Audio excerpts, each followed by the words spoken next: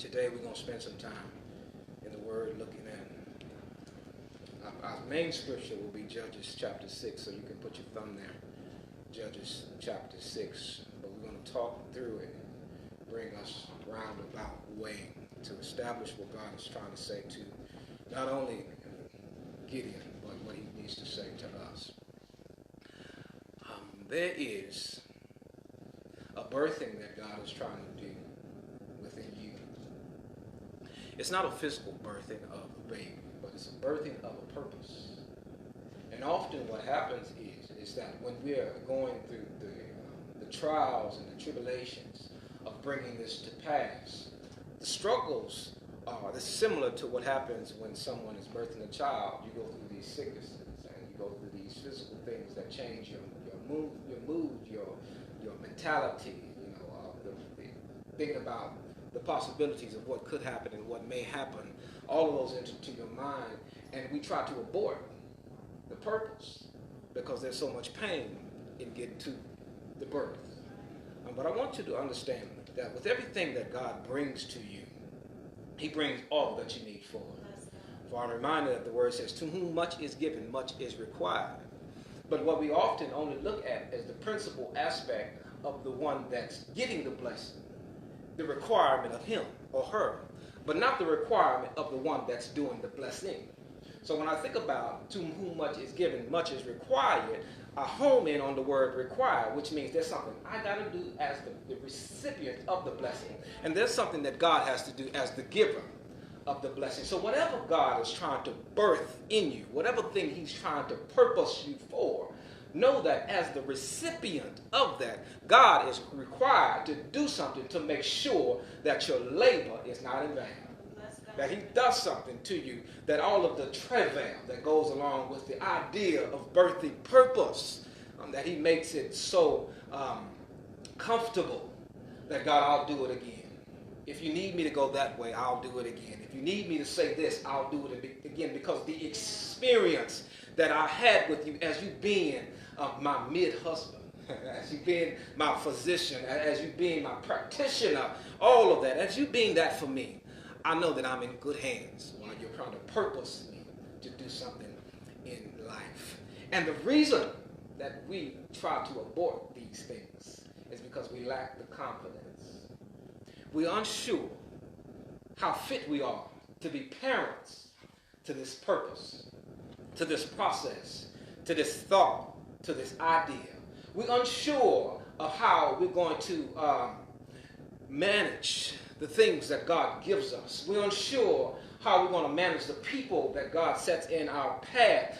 So we try to say things to make our minds cut those off and do what we want to do. We try to abort the baby, the purpose, that process that God is trying to put in us because we lack the confidence.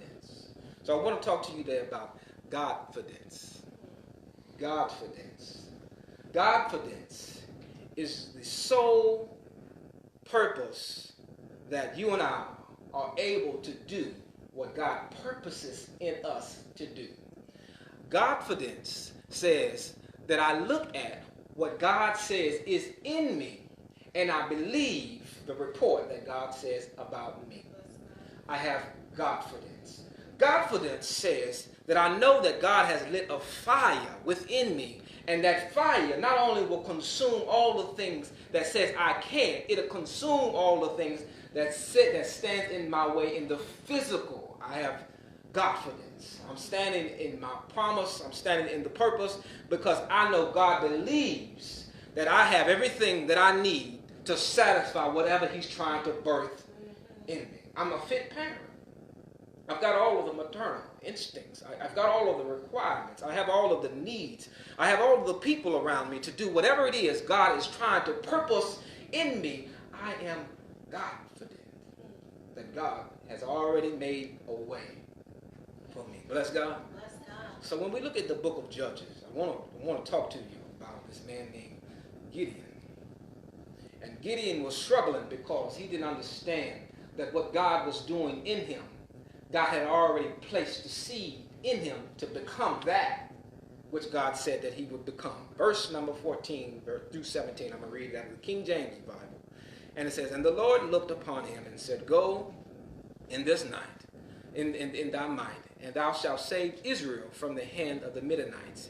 Have not I sent thee?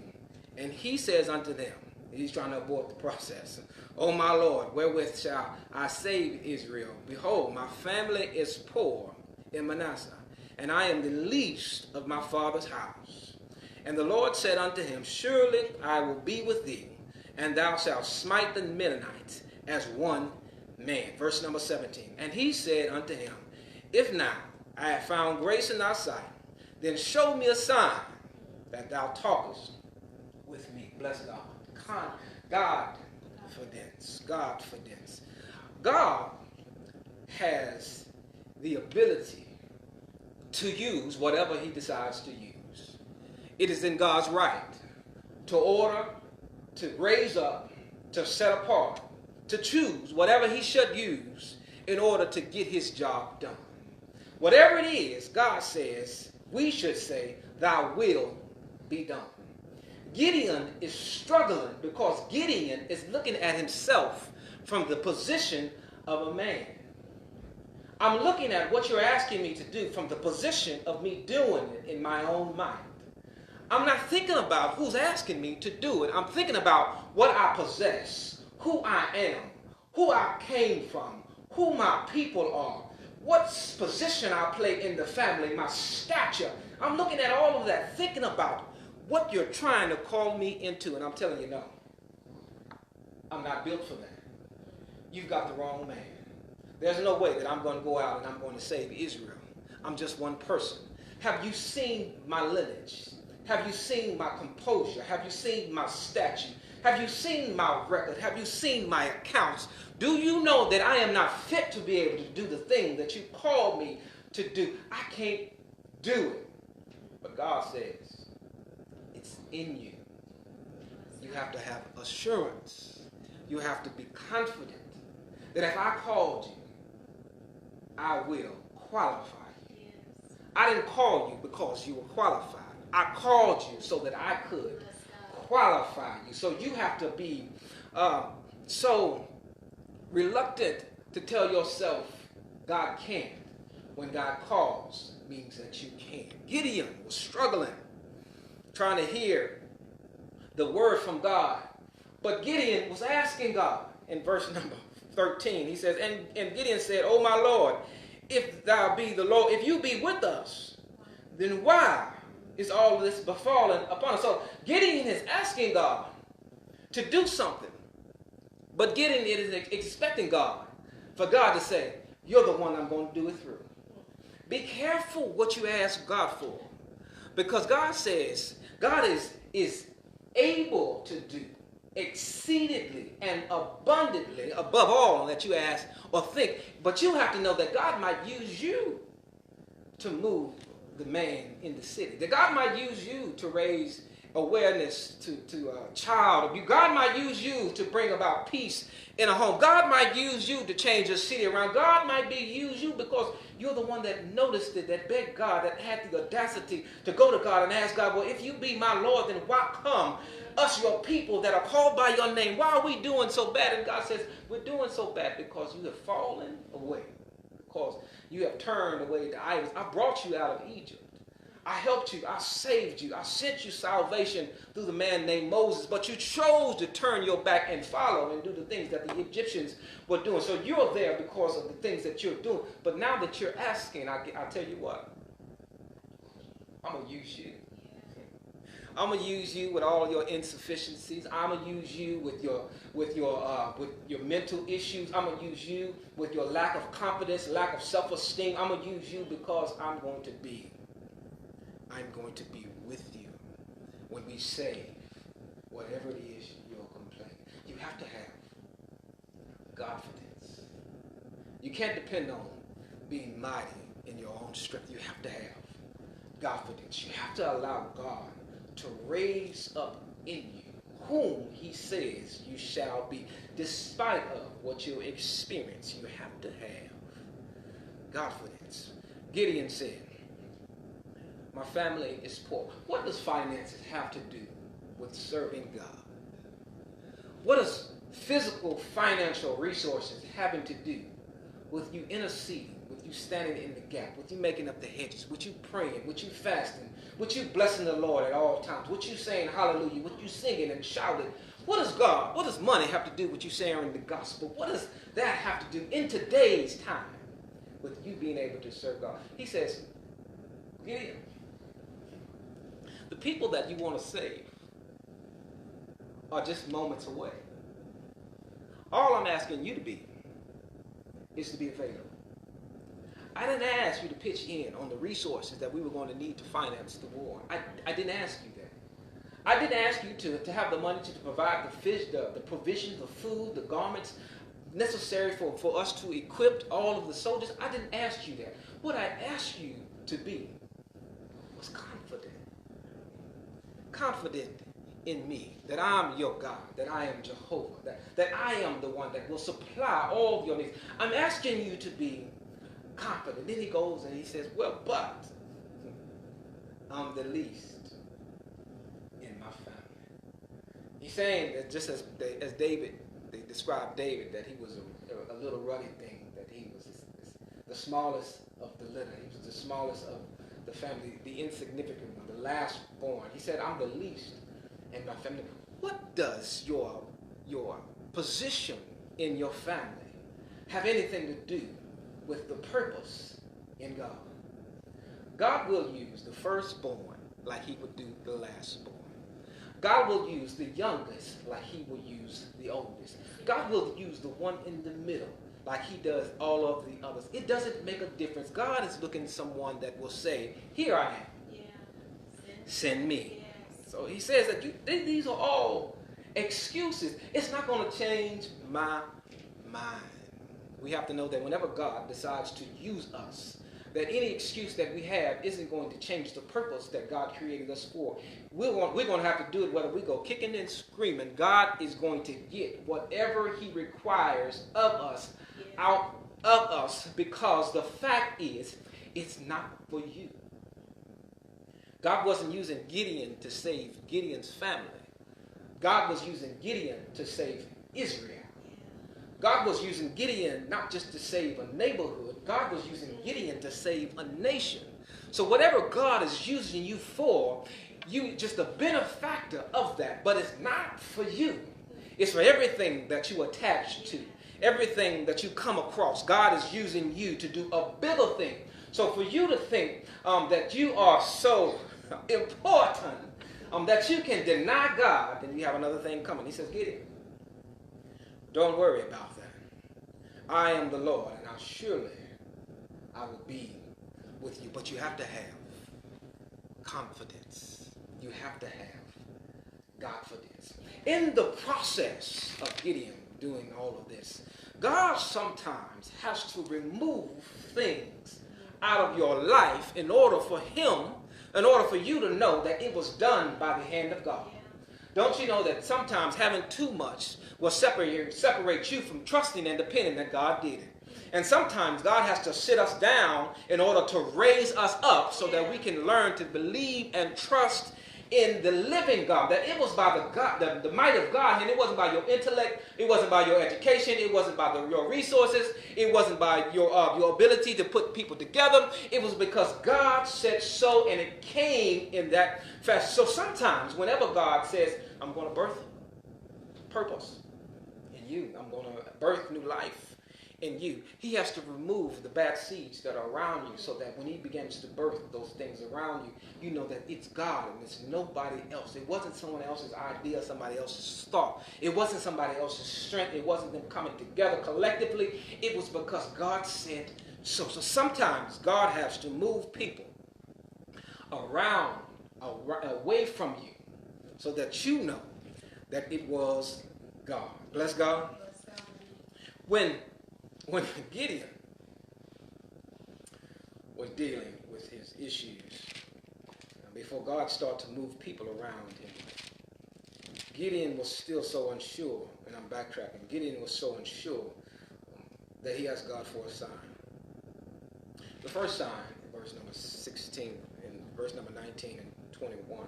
He asked God to show him a sign. He took some pigs, skinned up a lamb, put it in the Lord, burnt it up in the fire. Gideon was satisfied with that, but he wasn't still quite sure that it was from God. The second sign, he asked God, he said, you know what, I'm going to take that same fleece that I cut from that lamb and I'm going to lay it outside. And God, if you will, if this is what you want from me, I need you to make, when the dew comes, I need you to only saturate the lamb skin and not everything else. That was the second sign God did. The third sign, he says, Lord, I don't want you to be angry with me, but I still don't have the confidence that I need. I think and believe by the first two signs that you did, but I just want to be sure. This is chapter 7, verse number 2 and verses number 5. I just want to be sure that you did. So he says, don't be angry with me, but I know that you made the fleece wet, and I had enough to wring it out of the cup that time. But what I want you to do for me this time, I want to make it dry, and everything else around it be wet. And then I'll be sure that it's God. And God did it. God humored him because he wanted him to have some GODfidence that God was calling him to this. So I say that to say this, that when God calls you to something that is bigger than your parameters, that is bigger than your ideas, it's bigger than your philosophy, it's bigger than anything that you've ever carried, it's okay to ask God, God, I need you to show me a sign. Because ultimately, I want to do the thing that pleases God and not pleases myself. Because when God gives me something that looks like a kingdom, my natural man will raise up and I say, ooh, that's for me. But I want God to do it because God said it's for me. Not because I want it and God gives it to me. I want God to do it because he said it is for me.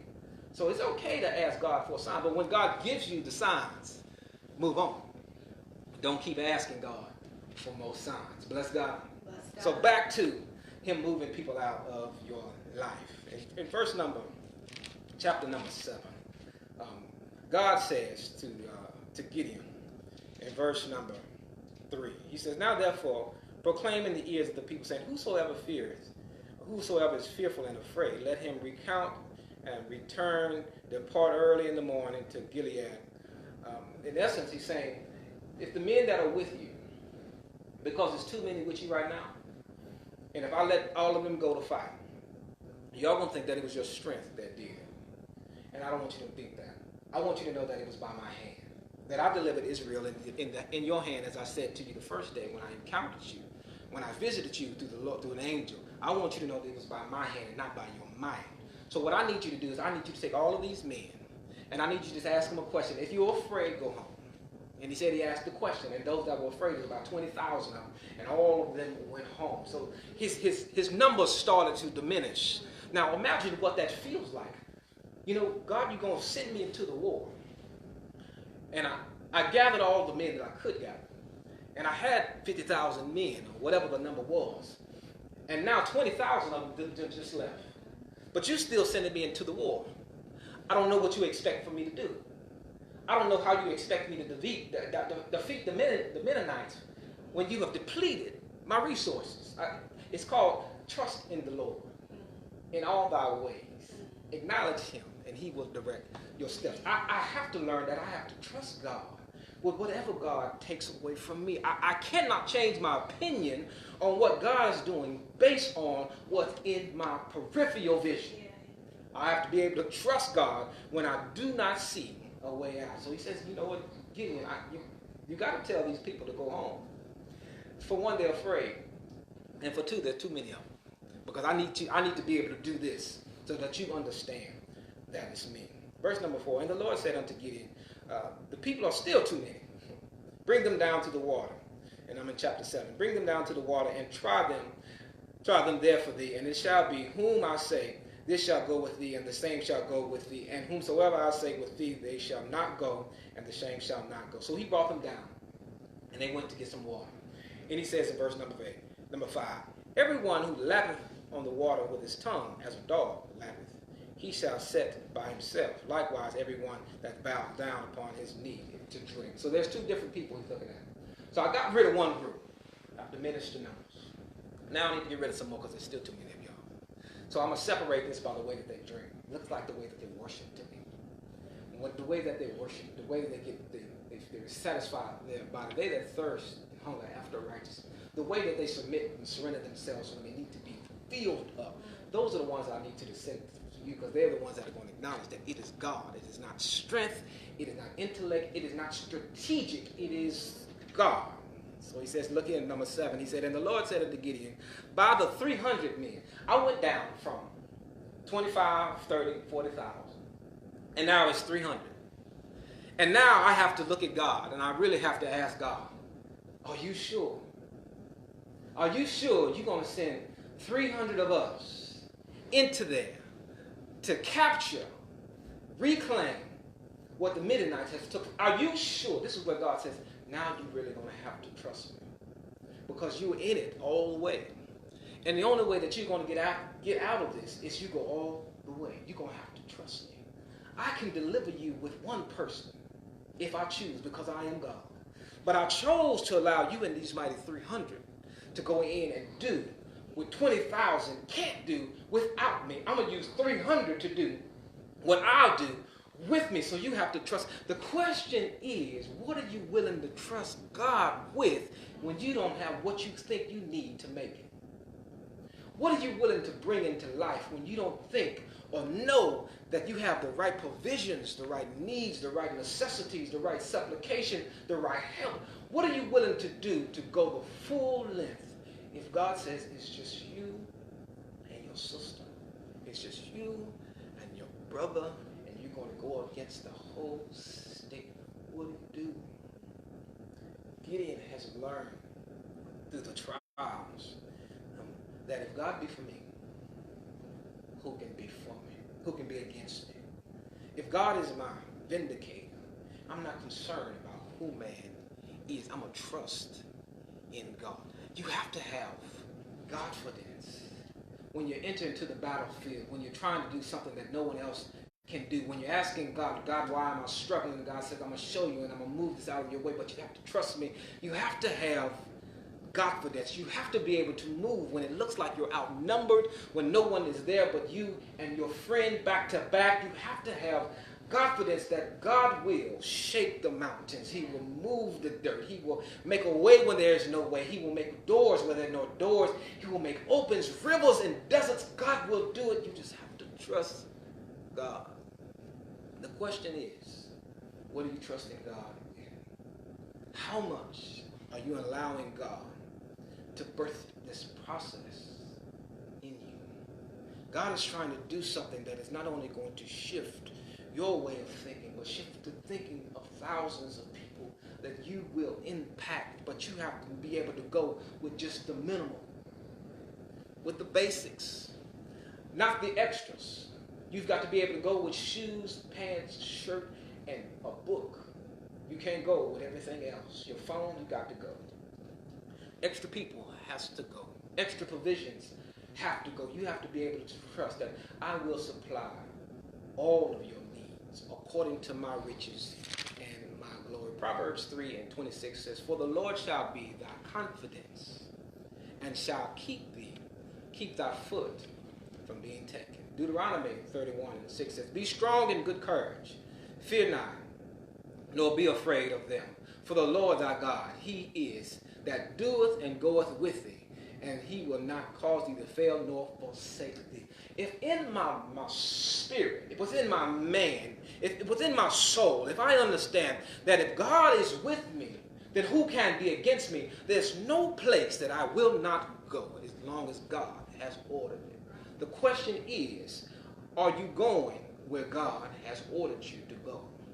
Or are you following the herd? Are you following the herd? You have to know that God is intentionally trying to separate you because he has a purpose for you. He has something for you to do.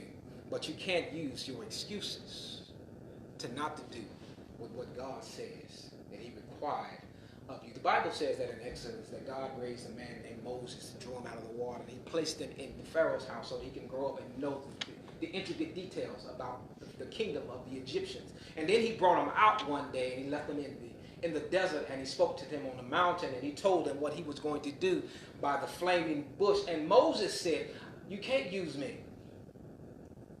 I can't talk to a king because I don't have the tongue for it. I don't have I don't have the verbiage for it. I get nervous and I'll stutter.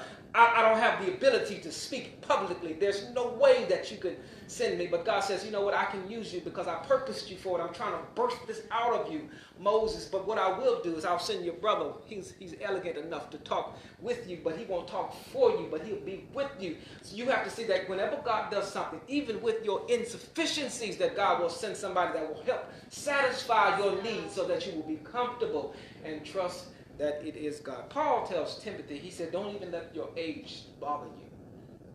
Don't let you being young discourage you from ministering to the people that are older than you. You have to trust that wisdom does not come with age. It comes with you being filled by the Spirit of God. So there isn't an excuse that should prohibit you from trusting and depending on God when you ask the question, God, why am I here? Why is my struggle so difficult? Why is my pain seem to be so consistent? Why are people constantly pulling on me but never pouring in me? Why is my life in the shape that it is? And when God gives you the answer, I need you to move. He needs you to move because he's going to save thousands of people through you. But you have to have some GODfidence. You have to trust that fire that is shut up in your bones is the very thing that is going to propel you to do whatever God has called you to do. You have to have some GODfidence. My GODfidence is my confidence, because if God believes in me, who am I to disbelieve what God has already said shall be? My confidence is God's faith in me. My confidence is God trusting in me. My confidence is God being satisfied with me. My confidence is God having have looked at my record and says, I'm going to send it anyway. Because I know his heart. I know he's got some blemishes and some stains, but I know his heart. My confidence is what God has shown me what is mine outside of what I've squandered. Are you GODfident in what God is calling you to? He's looking for people that know that many are called, but few are chosen. He's looking to resurrect and raise up some folks that will go outside of the norm, that will say what needs to be said with love, in decency, and in order. He's looking for some folks. He's looking for some Moseses and some Timothys and some Gideons. He's looking for some folks that he can set down in different places that will do the will of God without complaining about what they don't have. The disciples were ministering and they asked Jesus, what about us? We've left everything. We've left our family. We left our jobs. We left our wives and our lives. What about us? And Jesus turned to them and he says that you will be blessed on this side. Just keep following me. So we don't have an excuse. Whatever God does, he knows how to give you more than what you lost. But you have to have some GODfidence. You have to trust that it is God and that God will do what he said he would do. Gideon, after Gideon decided to trust God, he brought all of the Israelites they got free. They were set free simply because he trusted God. God doesn't need you. He doesn't need us. He can do it without us. But it's because he loves us that he uses us to do the very thing that he can do on his own. He's God. But it's a beautiful thing for God to trust us with a thing called setting the souls, setting the captives free. Your ministry isn't just for your family. It's for all those that are connected to your family. And all those that are connected to theirs and theirs and theirs and theirs and theirs. Your life, it isn't just your own. God didn't save you so that you can be comfortable. God saved you so you can help get someone else to Jesus to be saved. Everything that God does for us isn't for our own.